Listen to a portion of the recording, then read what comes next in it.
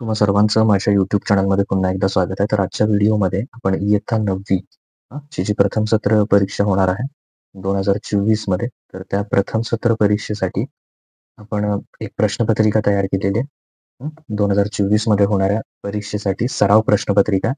ही सराव प्रश्नपत्रिका आहे इतिहास विषयाची.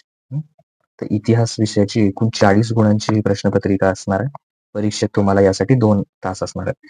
तर सुरुवातीलाच मी हे सांगू इच्छितो की ही सराव प्रश्नपत्रिका आहे. ह्या प्रश्नपत्रिकेची जर तुम्ही तयारी चांगली केली तर याच्यासारखे या स्वरूपातले प्रश्न तुम्हाला परीक्षेत दिसतील. त्यामुळे यासारख्या इतर प्रश्नांची सुद्धा तुम्ही तयारी चांगली करा. या स्वरूपामध्ये तुम्हाला तुमची प्रश्नपत्रिका दिसेल. त्यामुळे याचा उपयोग करताना एक सराव प्रश्नपत्रिका म्हणून याचा उपयोग करा. आणि सराव प्रश्नपत्रिका असल्यामुळे याची उत्तरं मी तुम्हाला देणार नाही, तर तुम्ही ती स्वतः सोडवायची. रिकाम्या जागा, चुकीची जोडी ओळखा, याची उत्तरं तुम्ही कमेंट सेक्शनमध्ये कमेंट करू शकता. प्रश्न क्रमांक 1 आहे, कंसात दिलेल्या पर्यायापैकी योग्य पर्याय निवडा आणि विधान काय करायचे पुन्हा लिहायचे. म्हणजे योग्य उत्तर लिहायचं आणि परत योग्य उत्तर आधी ठरवायचं कुठलं आहे आणि वाक्य परत लिहायचं पर्याय निवडून. त्यातला पहिला आहे, भारताचे राष्ट्रीय अभिलेखागार डॉट डॉट येथे आहे. त्यासाठी पर्याय दिलेले आहेत, पुणे, नवी दिल्ली, कोलकाता, हैदराबाद. यातला योग्य पर्याय निवडायचा. दुसरा आहे, 19 जुलै 1969 रोजी देशातील प्रमुख डॉट डॉट बँकांचे राष्ट्रीयकरण करण्यात आले. किती बँकांचं राष्ट्रीय करण्यात आलं? 12, 14, 16 की 18. त्याच्यानंतर जीवन शिक्षण हे मासिक डॉट डॉट संस्थेमार्फत प्रकाशित केले जाते. कोणत्या संस्थेमार्फत जीवन शिक्षण हे मासिक प्रकाशित केलं जातं? बालभारती, विद्या प्राधिकरण, विद्यापीठ शिक्षण आयोग, महाराष्ट्र राज्य माध्यमिक व उच्च माध्यमिक शिक्षण मंडळ. तर याच्या ज्या तिन्ही योग्य पर्यायाची उत्तर आहेत, ज्यांना येत आहेत त्यांनी ती कमेंट सेक्शन मध्ये खाली सांगायचे. म्हणजे जे विद्यार्थी ज्यांना ते सापडत नाही त्यांना सुद्धा त्याच्यात मदत होऊन जाईल. त्याच्यानंतर पुढील प्रत्येक गटातील चुकीची जोडी ओळखून लिहायची आहे. तर ह्यातली चुकीची जोडी कोणती ते ओळखून लिहायचं आहे. इंदिरा गांधी आणीबाणी, राजीव गांधी विज्ञान आणि तंत्रज्ञान सुधारणा, PV नरसिंहराव आर्थिक सुधारणा, चंद्रशेखर मंडल आयोग. दुसरा आहे, कासवजी दावर पोलादचा कारखाना, डॉक्टर दत्ता सामंत गिरणी कामगारांची सुट्टी, ना मे लोखंडे गिरणी कामगारांचे नेतृत्व, नारायण सुर्वे कवितांद्वारे श्रमिकांच्या जीवनाचे दर्शन. दोन्ही मधल्या चुकीच्या जोडीची उत्तर सुद्धा काय करा, कमेंट सेक्शन मध्ये सांगा. ओके, ज्यांची उत्तर बरोबर आहेत त्यांना मी लाईक करेन त्याच्यात तुमच्या उत्तराला. तिसरा आहे त्याच्यात, शिलालेख लिखित साधन, वृत्तपत्र भौतिक साधन, ओव्या मौखिक साधन, दूरदर्शन दृकश्राव्य साधन. तर ह्यातली चुकीची जोडी ओळखायची. त्याच्यानंतर प्रश्न क्रमांक 2, पुढील सूचनांप्रमाणे कृती करा. सराव प्रश्नपत्रिका आहे त्यामुळे तिन्ही करा जे आहेत ते. त्यातले 1 किंवा 2 तुम्हाला परीक्षेत नक्की दिसतील, त्यामुळे तिन्हींचीही तयारी करा. मौखिक साधनांची उदाहरणं लिहायची, पोवाडे आणि आणखीन 4 साधनांची नावं तुम्ही स्वतः लिहायची आहे. ओके, त्याच्यानंतर ब्रिक्स सहभागी देश, ब्रिक्स मध्ये कोण कोण आहे त्यातला भारत एक दिलेला आहे. ह्या नावामध्येच आहे बघा ब्रिक्स मध्ये. त्याचे लॉंग फॉर्म जर शोधले तुम्ही तर त्याच्यातनं तुम्हाला मिळून जाईल. ब्रिक्स मध्ये सहभागी देशांची उरलेल्या 4 देशांची नावं लिहायची. त्याच्यानंतर भारताच्या ईशान्येकडील राज्य कोणती? एक मेघालय दिलंय, बाकीची 4 राज्य कुठली कुठली ते लिहायचे. त्याच्यानंतर पुढे टिपा लिहा म्हटले, कोणतेही 2, पण तुम्ही करताना मात्र काय करा, याच्यामध्ये सगळ्या जे टिपा आहेत तिन्हीची पण तयारी चांगली करा. पहिला आहे जमातवाद, दुसरा आहे जागतिकीकरण, तिसरा आहे लिखित साधने. तर तिन्हीची तयारी काय करा, चांगली करा, जेणेकरून सरावासाठी त्याचा उपयोग होईल. आणि या 3 पैकी 1 किंवा 2 तुम्हाला परीक्षेत दिसतील. आता पुढील विधाने सकारण स्पष्ट करा. म्हणजे नुसतं ती विधानं काय करायचे तर त्याचं कारण सांगायचं आहे की ती काय योग्य आहे ती. आधुनिक भारताचा इतिहास लिहिण्यासाठी दृकश्राव्य माध्यमे महत्वाची असतात. त्याचं कारण स्पष्टीकरण करायचं आहे.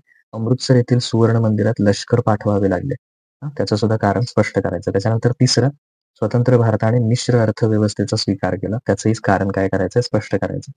त्याच्यानंतर जिल्हा प्राथमिक शिक्षण उपक्रम सुरू करण्यात आला, त्याचा उद्देश काय होता जिल्हा प्राथमिक शिक्षण उपक्रम सुरू करण्याचा, त्याचं स्पष्टीकरण द्यायचं. त्याच्यानंतर इथे प्रश्न क्रमांक 4, दिलेल्या उतार्याचं वाचन करून खालील प्रश्नांची उत्तरं द्या. असा एक उतारा दिला जाईल तुम्हाला पाठ्यपुस्तकामधलाच एका पाठाचा, मग त्याच्यावर आधारित प्रश्न विचारले जाते. जय जवान जय किसान ही घोषणा कुणी दिली? लाल बहादूर शास्त्री इथे आहे बघा. त्याच्यानंतर भारत पाकिस्तान या दोन्ही देशात मध्यस्थी साधण्याचा प्रयत्न कुणी केला? तर सोव्हिएत युनियनने. म्हणजे आताचा रशिया जो आहे सोव्हिएत, पण तो पूर्ण रशिया होता, सोव्हिएत युनियन त्याचा तुकडे झाले, त्यामुळे सोव्हिएत युनियनने केले. आता पंडित नेहरूंना भारताच्या परराष्ट्र धोरणाचे शिल्पकार आहे असं का म्हणतात? त्याचं स्पष्टीकरण तुम्ही लिहायचं आहे. प्रश्न क्रमांक 5, पुढील प्रश्नांची सविस्तर उत्तरे लिहा. सराव प्रश्नपत्रिका आहे, त्यामुळे हे 4ही प्रश्न व्यवस्थित करा. हे मी खात्रीने सांगतो की यातले 1 ते 2 प्रश्न तुम्हाला नक्की तुमच्या परीक्षेमध्ये दिसतील. भारतीय अर्थव्यवस्थेची उद्दिष्ट कोणती? आनंदपूर साहिब या ठरावात अकाली दलाने कोणत्या मागण्या केल्या? 8व्या पंचवार्षिक योजनेत कोणकोणते कार्यक्रम सुरू करण्यात आले? आणि खडू फळा या योजनेत कोणत्या उपक्रमांचा समावेश होता? त्याची सविस्तर उत्तरं लिहायची आहेत. आता इथनं पुढचा भाग सुरू होतोय तो नागरिक शास्त्राचा. याच्यामध्ये सुद्धा योग्य पर्याय निवडाचा प्रश्न आहे. तर त्याची उत्तर तुम्ही कमेंट सेक्शन मध्ये द्या. राष्ट्रसंघाची मुख्य जबाबदारी ही होती. काय होती राष्ट्रसंघाची मुख्य जबाबदारी? पर्याय दिलेले आहेत. युद्ध टाळणे, वसाहतींचे संरक्षण, राष्ट्रांची अर्थव्यवस्था साधणे आणि निशस्त्रीकरण करणे.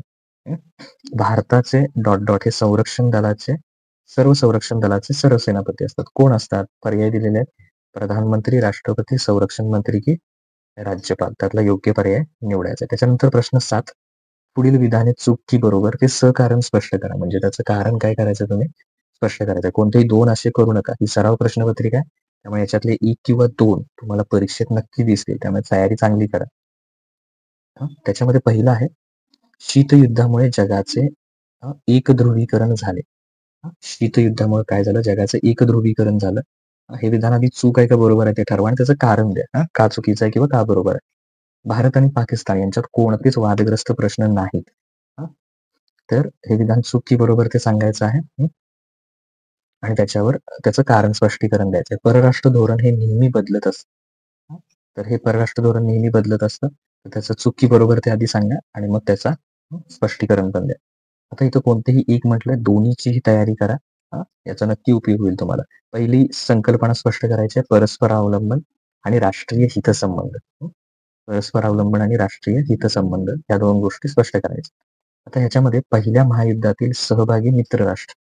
पहिल्या महायुद्धामध्ये मित्र राष्ट्रांमध्ये कोण कोण होतं? त्यातलं एकाचं नाव दिलेलं आहे ब्रिटन. इतर बाकीचे जे राष्ट्र आहेत त्यांची नावं तुम्ही तिथे लिहायची आहेत. त्याच्यानंतर सुरक्षा व्यवस्थेपुढील आव्हाने. सुरक्षा व्यवस्थेपुढे कोणकोणती आव्हानं असतात? कोणतीही 4 लिहायची आहेत त्याच्यातली. त्याच्यानंतर प्रश्न क्रमांक 9, पुढील विषयावरचे तुमचे मत स्पष्ट करा. दोन्ही प्रश्नांची तयारी करा. त्यातला पहिला प्रश्न आहे, तुमचं मत लिहायचं आहे. भारताच्या सुरक्षा व्यवस्थेशी संबंधित कोणत्या दलात सहभागी व्हायला तुम्हाला आवडेल आणि का? तुमचं मत मांडायचं. सुरक्षा व्यवस्थेच्या संदर्भात कोणत्या दलात तुम्ही सहभागी व्हायला तुम्हाला आवडेल आणि त्याचं कारण स्पष्टीकरण द्यायचं तुम्हाला. तसं का वाटतं तुम्हाला? अण्वस्त्र सज्जतेमुळे जागतिक शांततेस धोका निर्माण झाला आहे. तुम्हाला काय वाटतं? तर सर्व देशांकडे आण्विक अस्त्र आल्यामुळं एकूणच जागतिक शांततेला, कारण आण्विक अस्त्र किती मोठ्या प्रमाणात विनाश करू शकतात हे सर्वांनाच माहिती आहे. तर त्यामुळे जागतिक शांततेस धोका निर्माण झालाय का? त्याच्याबद्दलचं तुमचं मत तिथे लिहायचं आहे 4 ते 5 मुद्द्यांमध्ये. तर दोन्ही प्रश्नांची तयारी करा. इथे एकूण तुमचा 40 गुणांचा जी प्रश्नपत्रिका आहे ती पूर्ण होते. यासारखे प्रश्न, इतर प्रश्न सुद्धा जे आहेत स्वाध्यायामध्ये त्याची सुद्धा तयारी करा आणि सर्व प्रश्न करा याच्यातले, कारण ही पूर्णपणे सरावासाठी दिलेली प्रश्नपत्रिका आहे. Okay, thank you.